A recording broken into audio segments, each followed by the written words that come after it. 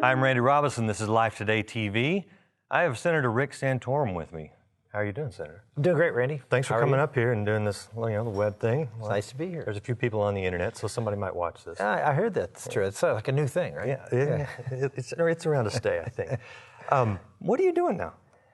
I'm doing a lot of different things. I'm, first trying to take better care of my family. I mean, one of the sacrifices you make in a presidential campaign is, you're on the road a lot, you're away from your family. And I had a couple of older children who spent some time, took off a year from school and spent some time on the road with me, which was great. But we had 5 other children home, and my wife, who particularly during the early part of the campaign really weren't on the road very much. Later on, they were around more. So that really has been the focus of the year, is to try to get both my relationships with everybody sort of stronger again and healed again from the rigors of a campaign. And I went at least a little over a year without a paycheck. Because when you run for president, you can't work, right? And I didn't really have a whole lot of, What do you do? What's your job title? Well, that's a good question. I mean, I do a lot of different things. I mean, one of the things I love to do is to go out and try to find really neat things and try to make sure, try to work to help make them happen. And so I've been involved since the campaign in the entertainment space. I'm working on a project right now, which hope to be announcing, later this year, maybe early next year, that gets into the entertainment space, because I really believe that unless we're out there, telling the truth in the media, and I'm not talking news media, and I'm not talking politics, I'm talking about an entertainment. Unless we're out there, providing good quality content that tells the truth, that's uplifting, inspiring, thought-provoking, then the folks in Hollywood, the folks in New York, they're going to be educating our children via the culture. And if we don't engage in that area, and we haven't, it's one of the reasons we're losing ground in this country, is because we haven't engaged in that area, or haven't effectively engaged. I mean, some people have been out there, but the bottom line is we haven't done it in a way that makes good business sense. And hopefully we've got a good model here that can make that happen. So I'm working on that. Doing some stuff in the energy area. I really believe that's the future for our economy here, and not just here in Texas. Obviously not just in Pennsylvania, where I'm from, but really across the country. There's an opportunity for us for the first time. We always talked energy independence. We're going to be energy independent. Right. We had no way of being energy independent, 20 years ago. We do now. I mean, we have the opportunity with fracking and the shale gas and shale oil.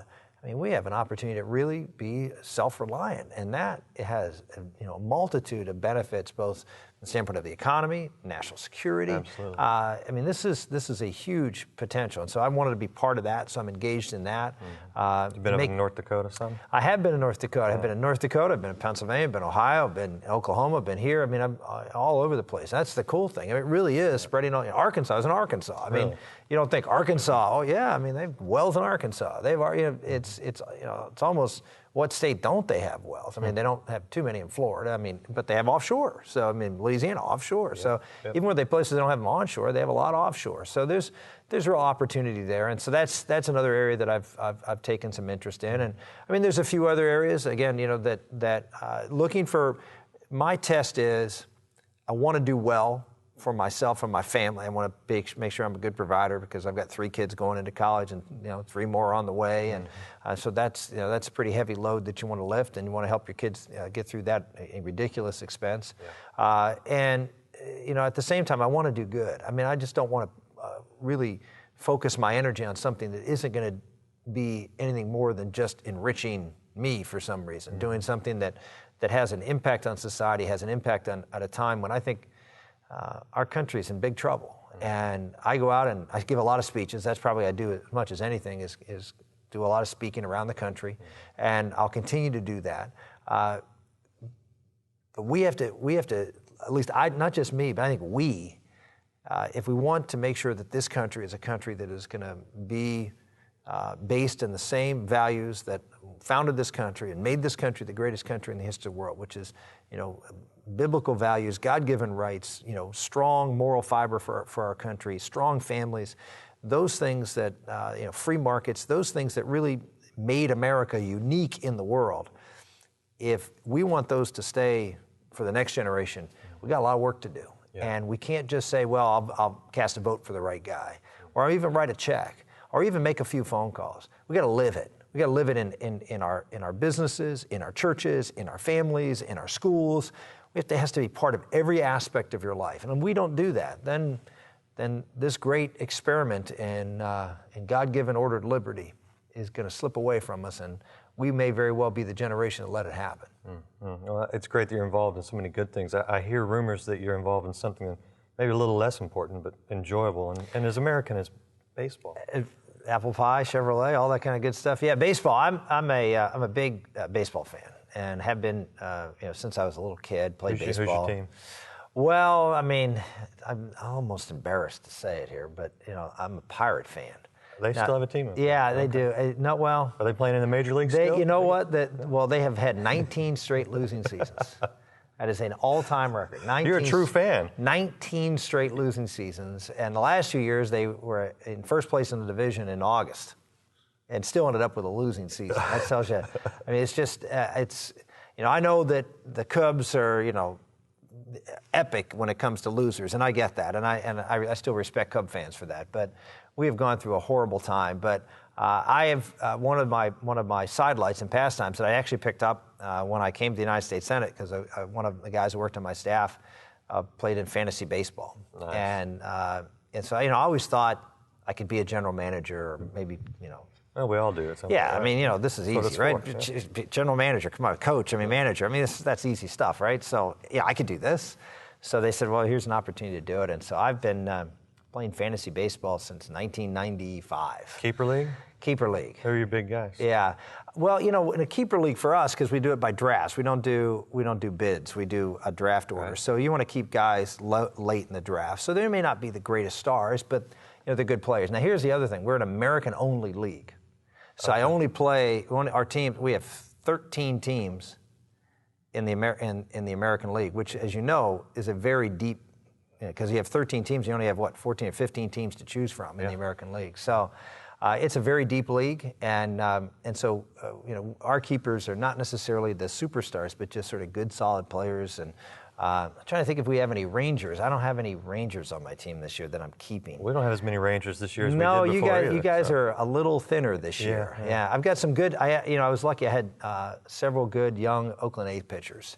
A.J. Griffith and Tom Maloney and people like that who are probably not household words for folks here, but they got them late in the draft and picked them up during the season, so they're late round saves, and so those are the kind of guys you try to hold on to.